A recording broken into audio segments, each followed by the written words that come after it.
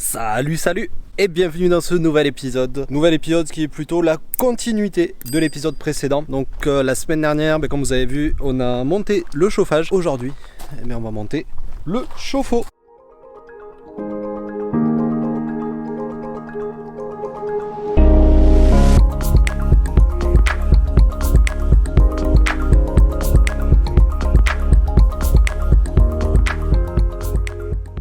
Bon, pour vous parler un petit peu du chauffe-eau, comme vous savez, on a fait une douche à l'intérieur et donc on voulait de l'eau chaude, ce qui paraît logique. Comme je vous expliquais là, dans la vidéo précédente, ça a été une galère pour trouver la bonne solution pour nous. Et au final, on s'est tourné vers le chauffe-eau, donc de la marque Pullman, je sais pas trop comment ça se dit, c'est une marque allemande, qui fait des chauffe-eau donc avec des cuves inox avec différentes capacités, donc ça va de 3 litres à je crois 15 litres, un truc comme ça. Et nous on a pris le chauffe-eau Pullman Air Therm ou un truc comme ça, parce qu'en gros il y a une conduite d'air chaud qui passe à l'intérieur. Donc je vais vous montrer comment il est foutu. Et en plus de ça, il y a une résistance 12 volts, 200 watts, qui permet aussi de chauffer l'eau via l'électricité. Donc je vais vous montrer le chauffe-eau et vous expliquer ce que je vais devoir faire pour le mettre en place, où on va l'installer et comment, parce que ça va pas être simple cette histoire avec le chauffage. Et on va également finir l'installation du chauffage parce qu'il faut que je passe du coup les durites d'air qui passent à l'intérieur. Le chauffe-eau, le voici. Donc comme vous pouvez voir, il est quand même assez gros. On a pris le modèle 9 litres. Donc oui, 9 litres c'est quand même beaucoup pour un petit van comme le nôtre. Et donc comme je vous disais, il y a la conduite d'air chaud qui passe à l'intérieur. Ici, moi, il va falloir mettre un réducteur parce que normalement, c'est pour les chauffages 4D, mais ça marche très bien avec les 2D. De toute façon, ils vendent des réducteurs exprès. On a l'alimentation 12 volts ici, qui est déjà pré-câblée, et une vanne de surpression au cas où il y ait trop de pression à l'intérieur du chauffe-eau et que ça pète. Au moins, ça évacue la pression par ici.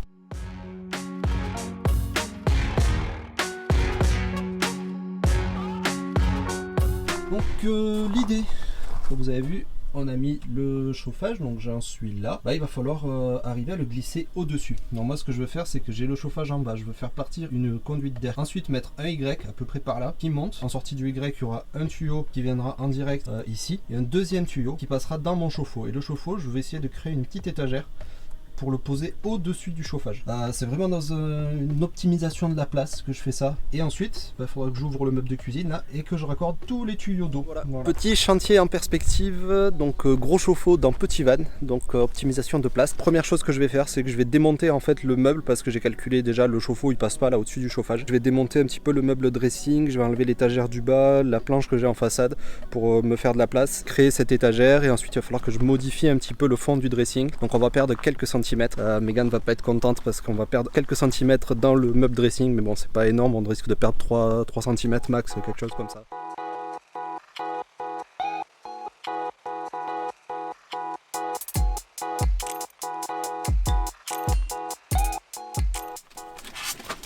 De ce que j'avais vu l'autre jour, parce que si je fais une étagère à ce niveau là, en fait il vient contre le passage de roue. C'est lui qui fera la cloison en fait. Donc il va falloir que je foute à peu près au milieu comme ça. Ouais, ça va être freestyle. Ça va être chaud. Parce que je vais être très limité en place. Mais bon, j'ai pas trop le choix. J'ai toujours réussi à me débrouiller, donc il va falloir y arriver. Bon, je me suis posé quelques minutes là et j'ai réfléchi à comment j'allais faire pour perdre le moins de hauteur possible et pour pouvoir mettre mon Y piloté, etc. J'ai fabriqué cette planche sur laquelle viendra reposer le chauffe-eau. Donc elle va pas jusqu'au bout. Ici, là, je vais faire un retour dans lequel je vais pré-percer un trou pour pouvoir passer ma gaine dedans. Le seul problème que j'ai, c'est que derrière, là, en fait, j'ai la pompe à eau. Donc je sais pas comment je vais faire. Il va falloir que je calcule ça, que je fasse quelques modifs certainement, bouger la pompe à eau peut-être de place ou autre. Mais pour l'instant, je vais me concentrer là-dessus. Donc j'attaque ça. Donc je vais la mettre juste un peu au-dessus quand même du chauffage, histoire que ce soit pas collé. Donc, voilà ce que je vous disais. J'ai fabriqué ce truc-là qui va venir comme ça. Maintenant que j'ai préparé ma tablette, il va falloir que je fasse un trou ici avec la scie cloche pour pouvoir passer du coup ma gaine d'air chaud.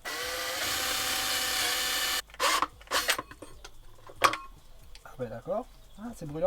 Voilà, mon trou à la scie cloche. Ok, donc on va commencer par mettre la première partie de la gaine. Et pour ça, il va me falloir des colliers. Donc ces colliers, sachez une chose, c'est qu'ils sont pas fournis par Autotherm. Moi là, je les ai achetés à Leroy Merlin, tout simplement. C'est diamètre 47-67 parce que la gaine c'est du 60 intérieur, ça va faire 62-63 extérieur. Bon, vous voyez la gaine pour l'instant elle est entière, je ne l'ai pas redécoupée. Ok, donc ensuite il y a ça qui vient Ici, je pense que je vais pas pouvoir tarder à le fixer. Comme ça, ça bougera plus. Et ensuite, il va falloir que je vienne mettre le Y piloté par là. Je pense que je vais le mettre direct à la sortie. Il faut que je regarde lui comment il s'installe. J'ai reçu tout à l'heure le câble qui va avec, le câble pour le piloter. Donc, je vais vous montrer tout ça. Donc, pour vous parler du Y piloté, ça ressemble à ça. C'est un Y avec un système pour pouvoir ouvrir ou fermer plus ou moins un côté. Donc en fait, on voit que dedans, il y a un petit clapet qui permet d'orienter le flux d'air. Et pour ça, j'ai dû commander le fameux câble avec la molette. Donc c'est en plusieurs parties. L'idée, c'est de mettre en place ce Y piloté. Et ensuite, à partir de là, je pourrais mettre en place mon chauffe-eau et faire mes différentes gaines d'air. Je me demande si je le mettrais pas dans l'autre sens.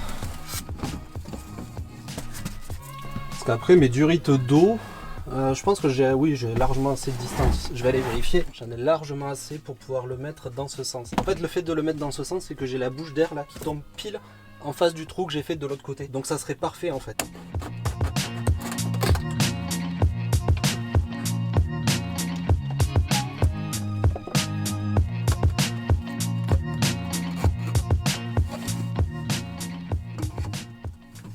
Au final, mon Y, je l'ai raccordé comme ça. Il me reste encore tout ce tuyau là à mettre.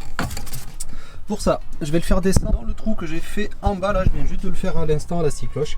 Et le deuxième tuyau sortira ici. Ensuite, là, il va falloir que je vienne mettre mes deux bouches d'aération, ici et ici. Là, j'ai défait la pompe à eau parce qu'en fait, j'avais la pompe à eau accrochée sur ce pan de mur. Du coup, il va falloir que je lui trouve une nouvelle place. C'est parti, je continue encore et encore avec ce tuyau. Je vais passer ma gaine et avec le morceau qui me restera, je ferai le dernier accord. Ensuite, je fixe le chauffe-eau. Et pour la partie R, ça sera fini. Il me restera toute la partie eau à faire. Voilà, j'en suis à peu près. Ici, j'ai fait les deux trous. Donc, pour mes deux sortie d'air. Il me reste lui à raccorder et ensuite raccorder les tuyaux d'air aux sorties.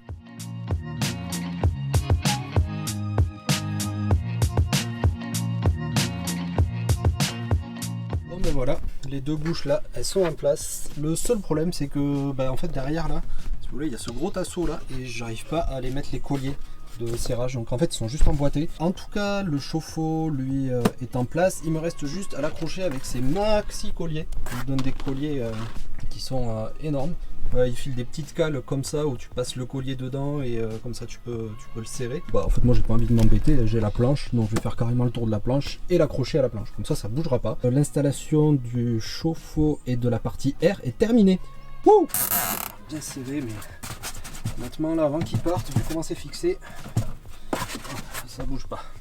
Et voilà, le chauffe-eau est en place avec les conduites d'air chaud, donc ça c'est cool. Maintenant il n'y a plus que la partie élec à tirer. Je passe des câbles, je suis parti sur du gros et de toute façon eux aussi ils mettent du gros, je crois que c'est du 6 qui donne là. Parce que ça tire quand même 200 watts, donc 200 watts en 12 volts, voilà. Je vous laisse faire le calcul, P égale UI à vos calculettes.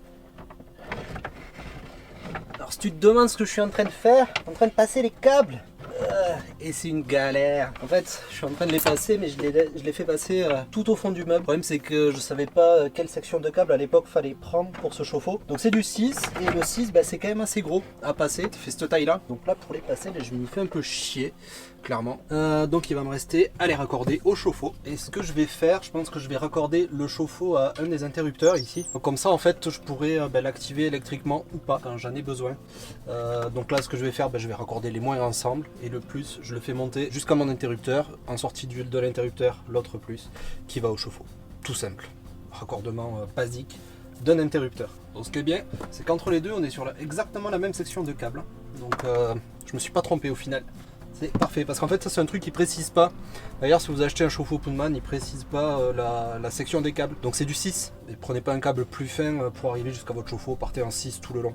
Ce qui paraît logique. Comme je vous disais, j'ai raccordé les négatifs ensemble. Le positif raccordé ici à l'interrupteur. Tac, en sortie d'interrupteur, je redescends et j'arrive à mon chauffe-eau. Donc là, pareil, je raccorde ces deux là ensemble. Bon, il me restera à le raccorder là-bas au tableau, bien sûr. Et dernière étape, ça va être l'eau. Et l'eau, l'eau, ça va être rigolo. Parce que faut que je change la pompe à eau de place. Faut que je fasse tous les raccordements, qu'il n'y ait pas de fuite. Ça me fatigue déjà rien que d'y penser. Je commence à être un peu claqué. Donc je pense que je continuerai le chantier demain matin. Bon, reprise du chantier ce matin. Et je suis à l'eau.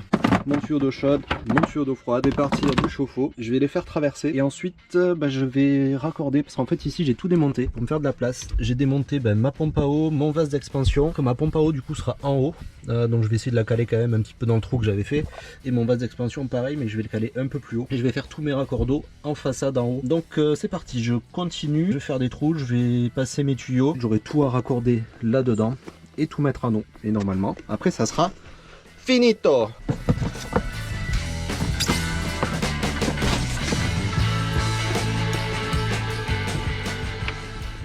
L'eau. Pour vous expliquer, j'ai mis ma pompe à eau ici, le vase d'expansion là. Donc sortie du vase d'expansion, là il y a le thé. Là ça part direct à mon robinet pour l'eau froide. Là ça part pour alimenter le chauffe-eau derrière. Là j'ai l'arrivée tuyau d'eau chaude du chauffe-eau. Il me reste juste ce raccord là à mettre que j'ai ici. Voilà, donc je vais mettre du téflon quand même pour l'étanchéité, fixer tout ça. Et ensuite on sera pas trop mal, je mets en eau et on teste.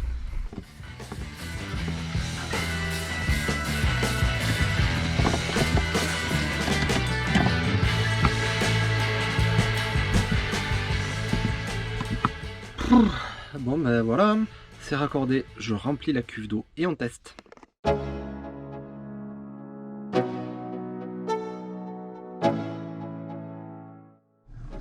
C'est l'heure du remplissage. Bon, je remplis la cuve et on va tester. On va allumer la pompe. La cuve, bon, elle est à 1 bar, là je pense que je vais pouvoir activer la pompe. Maintenant le but c'est de voir... Oh là là, il y a des fuites partout. Ok, on arrête. Donc, 1, 2, 3. Allez, 3 fuites déjà.